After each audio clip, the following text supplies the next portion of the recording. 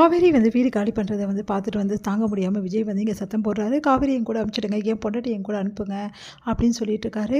இதை கேட்டுட்டு எல்லாரும் வந்து காவேரி உன் பொண்டாட்டி கிடையாது, அவளுக்கு உனக்கு எல்லாமே பிடிச்சி போச்சு, மரியாதை இங்கேருந்து போயிடு அப்படின்னு சொல்லிட்டு என்ன பண்ணுறாரு, நம்ம குமரன் வந்து ரொம்ப ஓவராக பேசுகிறாரு.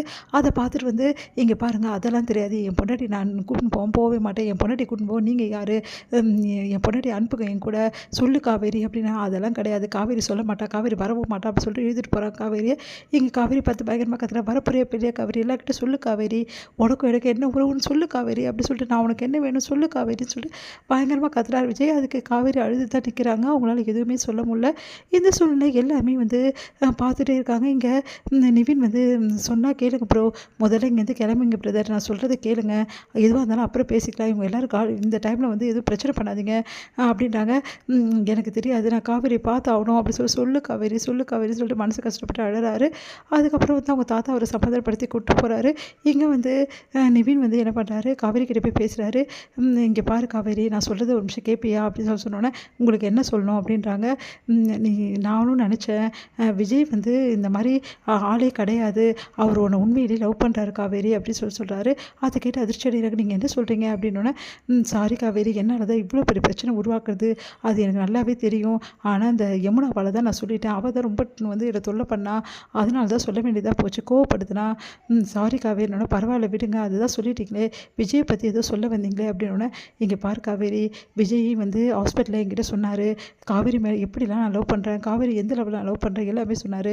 அது மட்டும் கிடையாது, நான் யமுனாவை கல்யாணம் பண்ணிக்க போனேன்ல, அப்போது யமுனாவை கல்யாணம் பண்ணிக்க ரீசன் என்ன தெரியுமா, யமுனா வந்து கொடுத்த நெருக்கடி கிடையாது, உண்மையிலே விஜய் தான் காரணம், விஜய் உன்னை அந்தளவு லவ் பண்ணார், ஏன் பொண்டாட்டிடாவை நான் எப்படி வேணாலும் அவளை வந்து நான் பார்த்துப்பேன்டா, நான் நல்லா மகாராணி மாதிரி வாழ வைப்பேன்டான்னு சொல்லிட்டு நடந்த விஷயத்தெல்லாம் விஜய் சொன்ன எல்லா விஷயத்தையும் வந்து நிவின் வந்து சொல்கிறாரு. காவேரி கிட்ட காவேரி அதிர்ச்சி அடைகிறாங்க. நான் சொல்கிறதெல்லாம் கொஞ்சம் கேளு காவேரி, நீங்கள் எல்லாருமே அர்ஜென்ட் படுறீங்க, அதுக்கு நல்லாவே தெரியுது, விஜய்க்கு கொஞ்சம் டைம் கொடுங்க, அவர் என்ன சொல்கிறாருன்னு கேளுங்க, எதையும் சொல்லாமல் அவர்கிட்ட கேட்கவும் கேட்காம அவர் வந்து அவர் வெட்டி அடிக்கிறீங்க, அவர் என்ன சொல்ல வராருன்னு கூட கேட்க மாட்டேங்கிறீங்க யாருமே.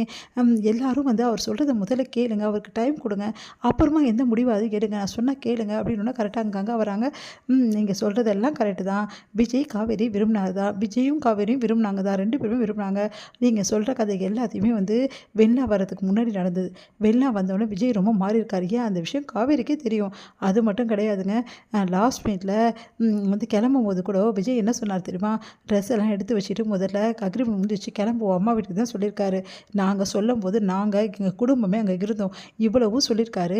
அதுக்கப்புறம் வந்து நீங்கள் அவர் நல்லவர் சொல்லிட்டு இருக்கீங்க அப்படின்னோடனே, இல்லைங்க நாங்கள் சொல்கிறத கொஞ்சம் புரிஞ்சுக்கோங்க, வேணாங்க, தேவையில்லாதெல்லாம் எதுக்கு பேசிகிட்டு இருக்கீங்க, அவரை பற்றி இங்கே பேசாதீங்க, ஏற்கனவே எங்கள் அம்மா கோமா இருக்காங்க, நீங்கள் அவரை பற்றி பேசி இன்னும் அதிகமாகிடும் அப்படின்னு சொல்லிட்டு கங்கா சொல்கிறாங்க. கங்கா சொன்னோன்னே, காவேரி நீங்கள் என்ன சொல்கிற காவேரி, நான் சொல்கிறது கொஞ்சம் நம்பு காவேரி அப்படின்னோடனே, இங்கே ஒன்றுமே புரியாமல் காவேரி யோசிக்கிறாங்க, குழம்பி போகிறாங்க. காவேரி உன்னை வந்து நான் சொல்கிறது கேளு காவேரி, இப்போ எந்த முடிவும் எடுக்காத, இங்கே பாருங்கள் எதுக்கு தேவையில்லாதெல்லாம் பேசிகிட்டு இருக்கீங்க, நீங்கள் தான் என்கிட்ட எல்லாத்தையும் சொல்லிட்டீங்கல்ல, அக்காக்கும் எல்லாம் தெரியும், நீங்கள் வாங்க அப்படின்னு சொல்லிட்டு யமுனா கூட்டிகிட்டு போகிறாங்க நிவின் யோசிச்சுட்டு அப்படியே காவேரியை பார்த்துட்டு போகிறாரு.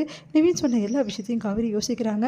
ஆமாம், என்னை அந்தளவு அவர் நேசித்தார், அந்தளவு என்கிட்ட பாசமாக இருந்தார், இப்போவும் என்னை நேசிக்கிறாரா என்னன்னு எனக்கு தெரியல, ஆனால் என்னை தேடி வராரு, அவர் பாவம் என்னையும் தேடிட்டு அதே டைமில் வந்து வெண்ணிலாவையும் வந்து பார்க்க முடியாமல் ரொம்ப கஷ்டப்படுறாரு.